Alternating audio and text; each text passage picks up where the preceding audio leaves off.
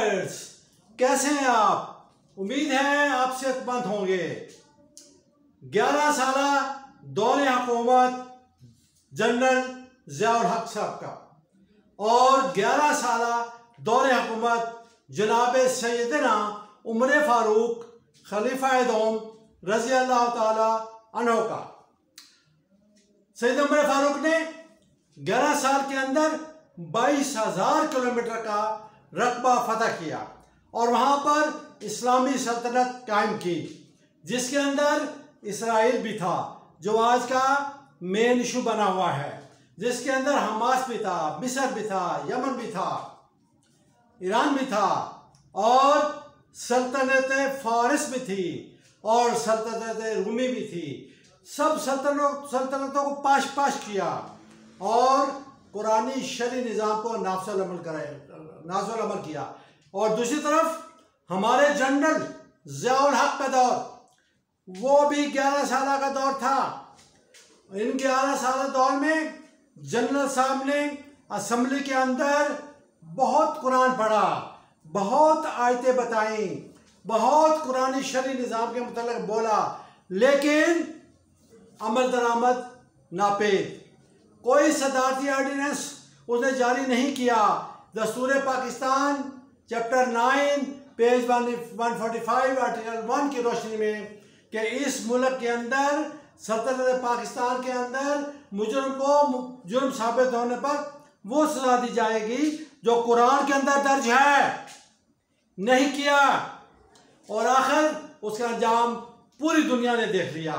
जब कुफ्र और शिर्क के मकासद पूरे हो गए, जब यहूद और नसारा के मकासद पूरे हो गए, तो जनरल साहब को हवा के अंदर ही उनके तैयारों को उड़ा दिया गया और उसके अंदर बहुत से और लोग भी वफात पा गए। लेकिन अभी हमने सोचना है, अभी हमने देखना है, अभी हमने गौर व फिक्र करना है, अभी हमने जालिम के खिलाफ मजलूम की मदद करनी है। मजलूम की मदद सिर्फ उस सूरत होगी कि जब मुजरिम को, जालिम को जुर्म साबित होने पर वो सजा दी जाए जो कुरान पाक के अंदर दर्ज है। वरना ये ड्रामे, ये लॉर्ड मिकाला का कानून, ये सोशलिज्म की बातें, ये प्लुरलिज्म की बातें, ये जमहूरियत, ये सदारती निज़ाम और ये लिबरलिज्म, ये फॉसिस्ट, इन सबको ख़त्म करना होगा, निज़ाम को बदलना होगा और इस निज़ाम की जगह पर कुरानी शरी निज़ाम को नाफिज़ अमल करवाना होगा।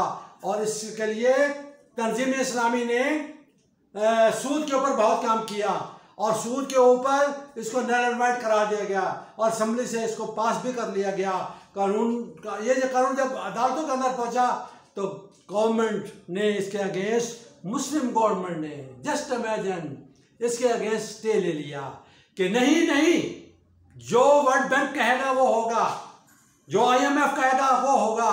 लेकिन अभी आप भी सोचें, हम भी सोचेंगे कि वफाकी शरी कोर्ट एक ऑर्डिनेंस जारी करे, वफाकी शरी कोर्ट इसके ऊपर गौर करे, सदर पाकिस्तान, आईन पाकिस्तान, दस्तूर पाकिस्तान की रोशनी में, दस्तूर पाकिस्तान के अंदर रहते हुए गौर करे कि वो मुजरमों को जुर्म साबित होने पर कुरानी शरी सजा दी जाए।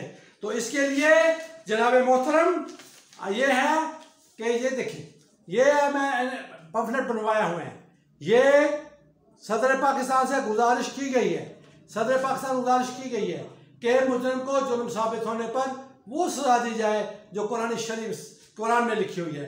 इसी तरह व्यूअर्स आप देख सकते हैं, मुजरिम को जुर्म साबित होने पर कुरानी इल्हामी सजाएं दी जाएं। ज़ना और बदकारी, इसके लिए यह है कि जानी मर्द जानी औरत को सरेआम 100 कोड़े मर्द को 100 कोड़े मर्द औरत को मारे जाएं। इसी तरह जो बदकार हैं, ज़ना बिल जबर करते हैं, उनको सरेआम संसार किया जाए। और ऐसे ही इसको आगे से थोड़ा चले तो चोरी करने वाली औरत के हाथ काटे जाएंगे। सूरह माइदा आयत नंबर 38। और आज का जो नशा आम हो चुका है, जो घर घर में एक ना एक केस बना हुआ है, इसके अंदर इसको कंट्रोल नहीं किया जा रहा है।